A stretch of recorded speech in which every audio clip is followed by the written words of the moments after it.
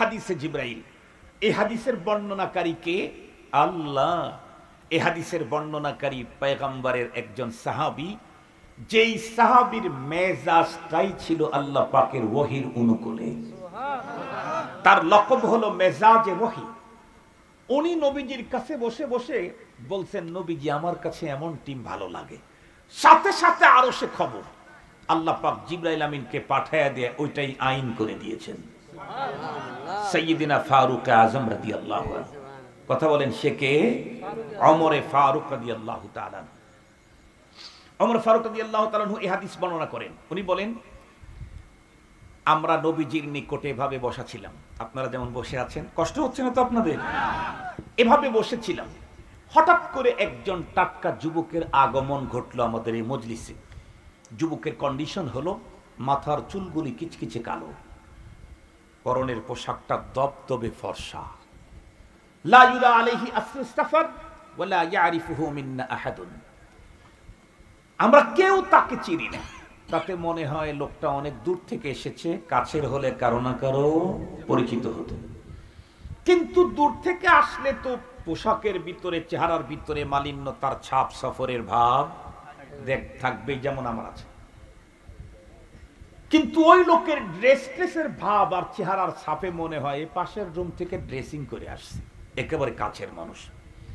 এরপরে কাণ্ডটা কি ঘটাইলো? সোজাসুজি নবীজির সামনে এসে নবীজিকে একটা সালাম করলেন। এরপরে নবীজির সামনাসামনি বিল মুআজাহা, একেবারে মুখোমুখি বসে পড়লেন। নবীজির হাঁটুর সাথে সে ওই লোক তার হাঁটু লাগাইয়া দিল। এরপরে নবীজির রানের উপরে হাত রাখলো। এরপরে নবীজিকে উপর্যুপরি প্রশ্ন করা শুরু করলো, কোশ্চেন করে। প্রশ্ন করার ভঙ্গিমায় মনে হয় কিচ্ছু জানে না, জানতে আসছে। কিন্তু নবীজি যখন তার প্রশ্নের অ্যান্সার দেন, সে তখন সত্যায়িত করে। সত্যায়ন করার ভাবে মনে হয় সব তো আগের থেকেই ওর জানা। ইয়াসআলুহু ওয়া ইউসাদ্দিকুহু। লম্বা টাইম এই কাণ্ডগুলি ঘটাবার পরে চলে গেল। বিশ্বনবীজি সাহাবীদেরকে ডেকে বললেন, এই সাহাবী, এই যে একটা লোক আসলো, আমার কাছে বসলো, আমাকে সালাম করলো, আমাকে উপর্যুপরি প্রশ্ন করলো, আমি প্রশ্ন করলে সে আবার সত্যায়ন করলো, চলে গেল। তোমরা কি চিনছো এটাকে?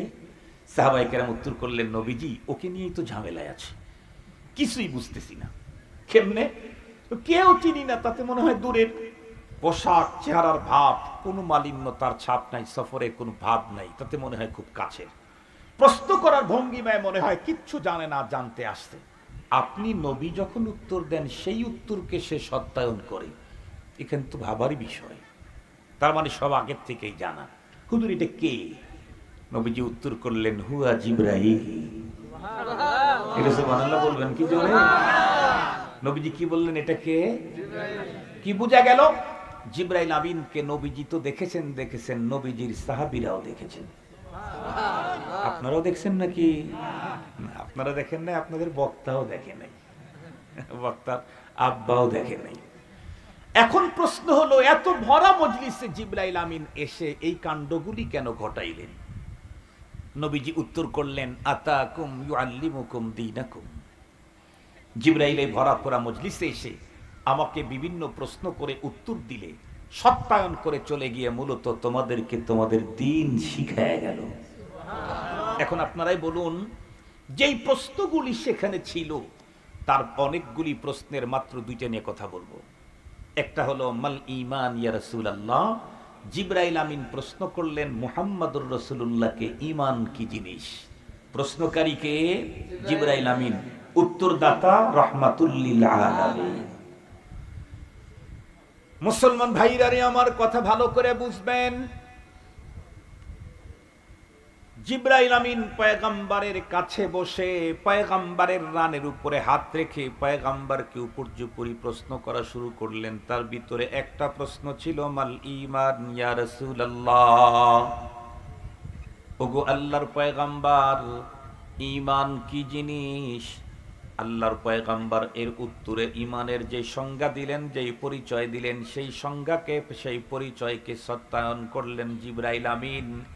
সুতরাং এই পৃথিবীতে ঈমানের এর চাইতে উন্নত কোনো সংজ্ঞা হতেই পারে না। কথাগুলি কিন্তু দিল দিয়ে বুঝতে হবে। কেন? আমি পরপারে আল্লাহ পাকের জান্নাতের মালিকানা নিতে চাইলে কমপক্ষে যেই দুইটা পুঁজি লাগবে সেই দুই পুঁজির কথাই তো এখন আলোচনা করা হচ্ছে। এই দুই পুঁজির কোনো একটা জায়গাতে কোনো ঘাবলা থাকলে চলবে না। মাত্র দুইটা পুঁজি। এক নম্বরের পুঁজি হলো ঈমান। আল্লাহ পাকের কোরআনে বলেন, ইন্নাল্লাযীনা আমানু ওয়া আমিলুস সালিহাতি কানাত লাহুম জান্নাতুল ফিরদাউসি নুজুলা। যেই দুই পুঁজির বিনিময়ে তোমাকে জান্নাতুল ফিরদাউসে মেহমানদারি করা হবে, সেই দুই পুঁজির প্রথম পুঁজির নাম হলো ঈমান। ঈমান কি জিনিস? জিবরাইল আমিন প্রশ্ন করলেন আমার পয়গম্বরকে। আমার পয়গম্বর উত্তর দিচ্ছিলেন, ঈমান হলো আনতুমিনা বিল্লাহ। ঈমান হলো তুমি আল্লাহর প্রতি বিশ্বাস স্থাপন করো, আসমানি কিতাবগুলির প্রতি বিশ্বাস করো, নবীদের প্রতি বিশ্বাস করবে, তুমি কি বলে রসুলদের প্রতি বিশ্বাস করবে, ফেরেশতাদের প্রতি বিশ্বাস করবে। বন্ধুরা আমার, বুখারী শরীফ পর্যন্ত নিয়ে গেলে আপনাদের বুঝতে কষ্ট হবে। এই জন্য সহজে বুঝবার জন্য আপনাদেরকে ছোট্টবেলায় জীবনের প্রথম মর্নিং মক্তবে গিয়েছিলেন, মক্তবের দিকে নিয়ে যেতে চাই।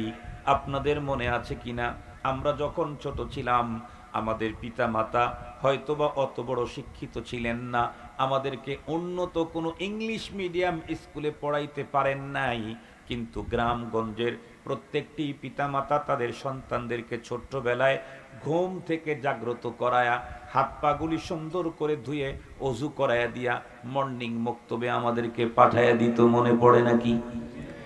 আমরা যখন ছোট ছিলাম, আমার বয়স 51, আমরা যখন ছোট ছিলাম ম্যাক্সিমাম গ্রামের মসজিদের বন্ধুরা আমার ফ্লোরগুলি পাকা ছিল না, ফ্লোর কাঁচা ছিল। সেই কাঁচা ফ্লোরের উপরে চট অথবা চাটাই বিছানো থাকতো। মনে পড়ে নাকি? সিরা চট অথবা ভাঙ্গা চাটাইয়ের উপরে বসায়া বসায়া গ্রাম্য মুন্সি ছোট্টবেলায় আমাদেরকে কিছু স্লোগান শিখিয়েছিলেন। তার ভিতরে একটা স্লোগান হলো লা ইলাহা ইল্লাল্লাহু মুহাম্মাদুর রাসূলুল্লাহ। আর একটা স্লোগান হলো আশহাদু আল্লা ইলাহা ইল্লাল্লাহু ওয়া আশহাদু আন্না মুহাম্মাদান আবদুহু ওয়া রাসূলুহু। আর একটা স্লোগান কি শিখিয়েছিল ভালো করে বুঝবেন, আমানতু বিল্লাহি ওয়া মালাইকাতিহি ওয়া কুতুবিহি ওয়া রুসুলিহি ওয়াল ইয়াউমিল আখিরি ওয়াল কদরি খাইরিহি ওয়া শাররিহি মিনাল্লাহি তাআলা ওয়াল বা'সি বা'দাল মাউত। আরো একটা স্লোগান শিখাইছিল কি, আমানতু বিল্লাহি কামা হুয়া বিআসমাইহি ওয়া সিফাতিহি ওয়া কাবিলতু জামিআ আহকামিহি ওয়া আরকানিহি। গ্রামের মুসলমান যত দূর পর্যন্ত মাইকের আওয়াজ যায় কথাগুলি একটু দিল দিয়ে শ্রবণ করবেন। আমাদের পিতামাতা আমাদের মতো এত বড় শিক্ষিত ছিলেন না, তবে আমাদের পিতামাতা আমাদেরকে অনেক বড় ডিগ্রিও অর্জন করায় দিতে পারেন নাই। তবে ওনারা একটা কাজ করতেন, প্রত্যেকের পিতামাতা সকালবেলায় ঘুম থেকে জাগায়া হাত পা সুন্দর করে পরিষ্কার করে দিয়ে মর্নিং মক্তবে পাঠায়া এই যে মাত্র কয়েকটা কালিমার স্লোগান আমাদেরকে শিখিয়েছিলেন, এই কয়েকটা কালিমার স্লোগানের কত দাম। তাম পৃথিবীকে আমি চ্যালেঞ্জ করে বলছি, শুধু উল্লাপাড়ার চকচৌবিলাকে চ্যালেঞ্জ করছি না, তাম দুনিয়াকে চ্যালেঞ্জ করছি। আজকে তাম দুনিয়াতে যত ডিগ্রি আবিষ্কার হয়েছে, কোনো একজন মানুষ যদি তামাম পৃথিবীর সমস্ত ডিগ্রিগুলি অর্জন করে, কিন্তু ওর ভিতরে যদি মর্নিং মক্তবের ঈমানে মুফাসসাল ঈমানে মুজমালের এই স্লোগান না থাকে, ওর ভিতরে যদি আশহাদু আল্লাহ ইলাহা ইল্লাল্লাহর এই স্লোগান যদি ওর অন্তরের ভিতরে না থাকে, কসম আল্লাহর, তামাম দুনিয়ার সব ডিগ্রিধারী ওই লোকের দাম আল্লাহর কাছে কুকুরের সমান না। ইতর প্রাণে কুকুরের সমানতার দাম নাই। কেন? পৃথিবীর সব ডিগ্রি দিয়ে কখনোই পরপারে জান্নাতের মালিকানা পাওয়া যায় না। পক্ষান্তরে ওর কাছে কোনো ডিগ্রির পেপারস নেই, তবে মর্নিং বক্তব্যের লা ইলাহা ইল্লাল্লাহর স্লোগান আছে, মর্নিং বক্তব্যের আশহাদু আল্লা ইলাহা ইল্লাল্লাহর কালিমায়ে শাহাদাতের পুঁজি আছে। ওর কাছে কোনো ডিগ্রির পুঁজি নাই, ঈমানে মুফাসসালের পুঁজি আছে, ঈমানে মুজমালের পুঁজি আছে। স্পষ্ট ভাষায় বলছি, হাদিস থেকে বলছি না, গল্প বলছি না, তাফসীর থেকে বলছি না, আল্লাহর কোরআন পড়ে দেখেন।